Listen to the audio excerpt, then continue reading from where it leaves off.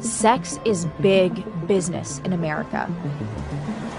And while some of the people in that business aren't there by choice, many consider themselves sex workers, willing participants in the nation's multi-billion-dollar sex trade. Across the country, it's a dangerous and illegal industry. Some workers think changing the laws around prostitution could make it safer. But what would that look like? I came to Nevada to see the only place in the US where sex for money is legal and out of the shadow. Deep in the desert, you'll find the only legal prostitution in America.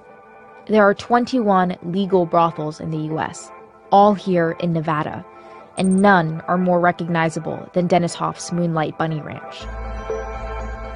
You're looking at the exception, the most elite, privileged form of commercial sex in this country. It takes some resources to even get this job. You have to be able to afford a license from the local sheriff and pass a thorough background check. I'll take you to my room. The women here are independent contractors and call themselves working girls. The house takes half of whatever they make during a transaction, what they'd call a party or a booking.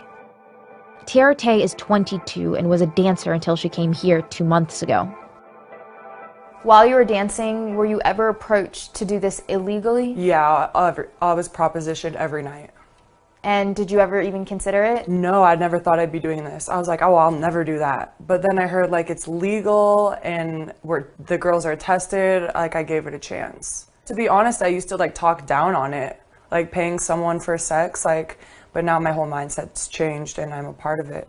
I got picked like my first time and I was like, I'm scared. And then how did that happen? Like, how did that go down? It was good. Like, I just walked him through the house and then we came back in my room and we booked. It was good to get off my shoulders because, like, my first time standing in lineup, it is intimidating. Was it what you thought it would be?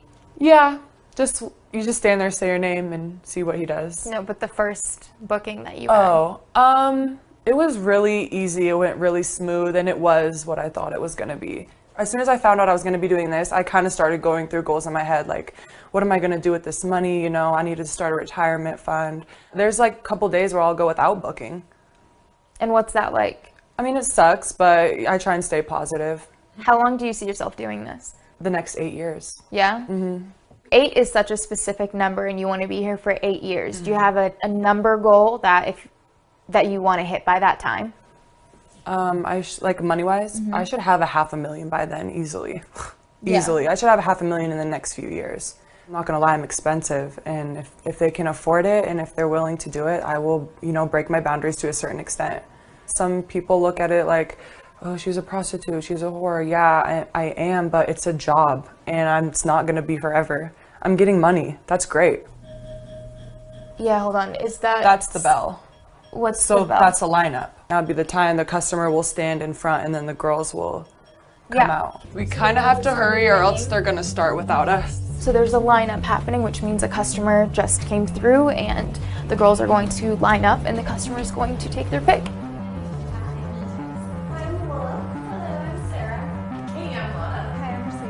Hi, I'm Tiara. So all of the girls are doing introductions.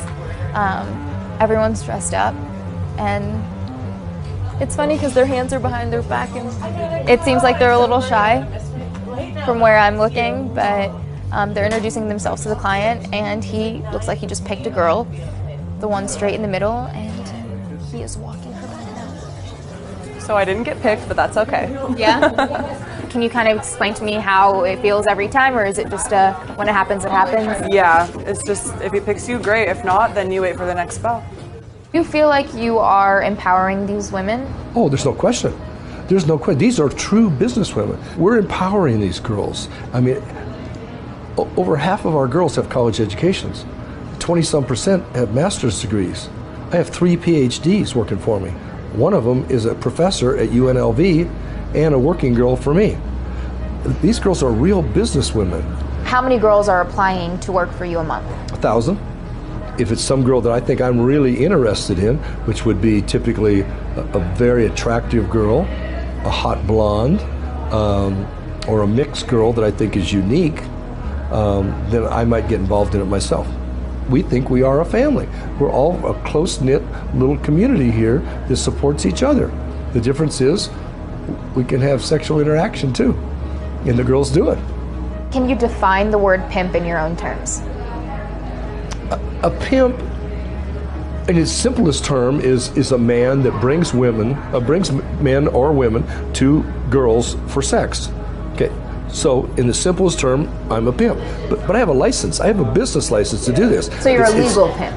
I'm a legal pimp, absolutely. But in the street vernacular, in most people's thoughts, a pimp is a guy that goes to Kansas City, grabs underage girls, runaways, fills them up with drugs, and owns them and hauls them around to Oakland, Las Vegas, the sexual cesspool of America. So when you legalize something, who do you take out of the business?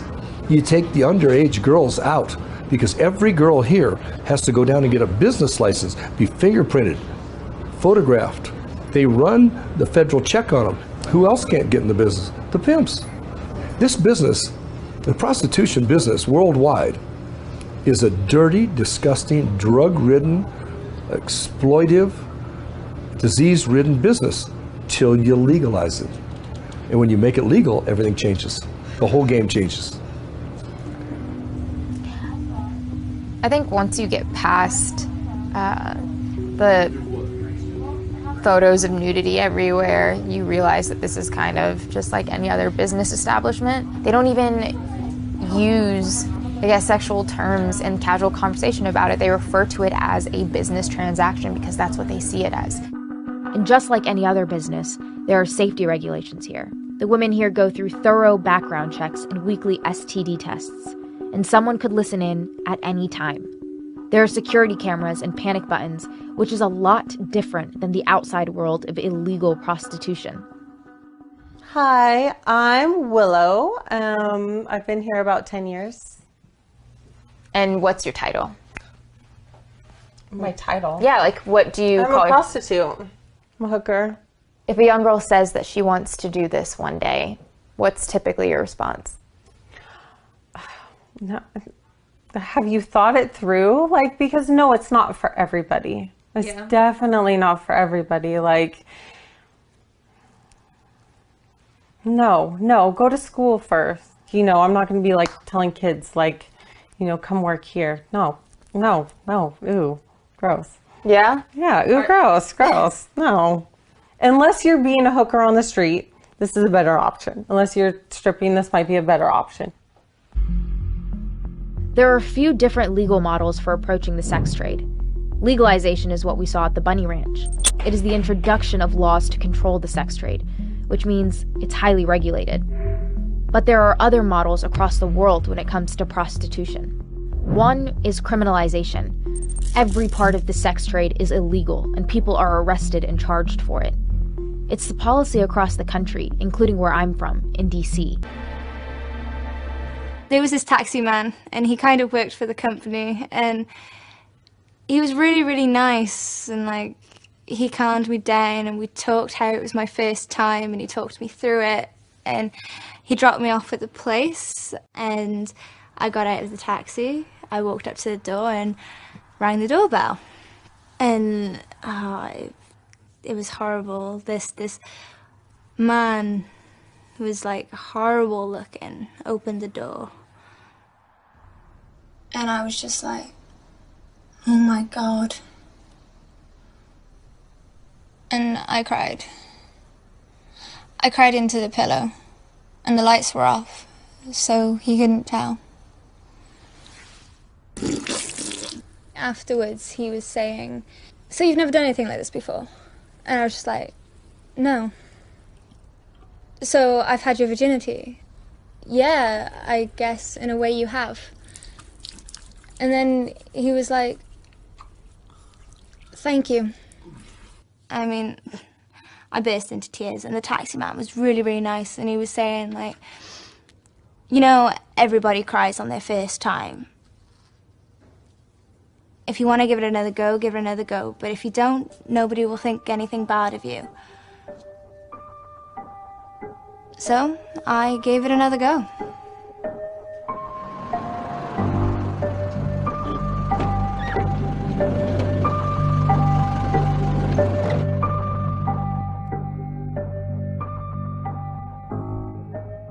was this one time, it was a call out, and I wouldn't usually do it, but like nobody was working, and the guy sounded really nice over the phone, so, you know, we went, and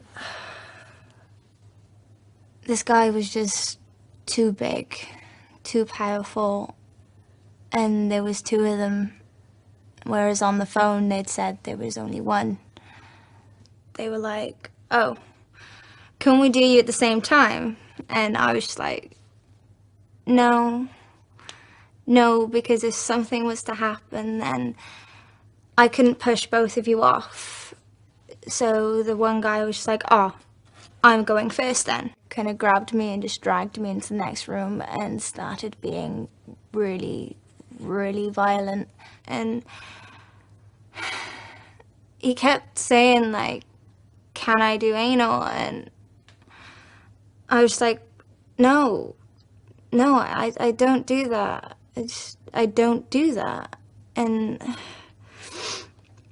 he kept trying to put lubricant, like, spill lubricant over me so he could accidentally slip it in the wrong place. He then put my legs, like, behind my head and just started being way, way too violent. And I started to cry and I was saying, get off me, and he says he didn't hear me, but how can you not hear me? I was proper screaming it, like. And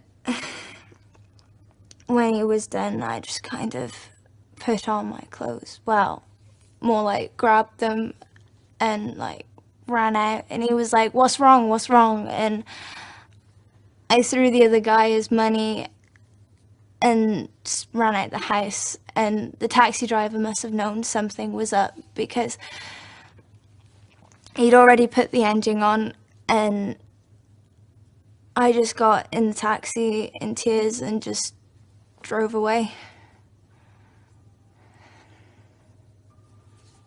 There was this one woman, she'd been with the agency for ages, and she said to me, you know,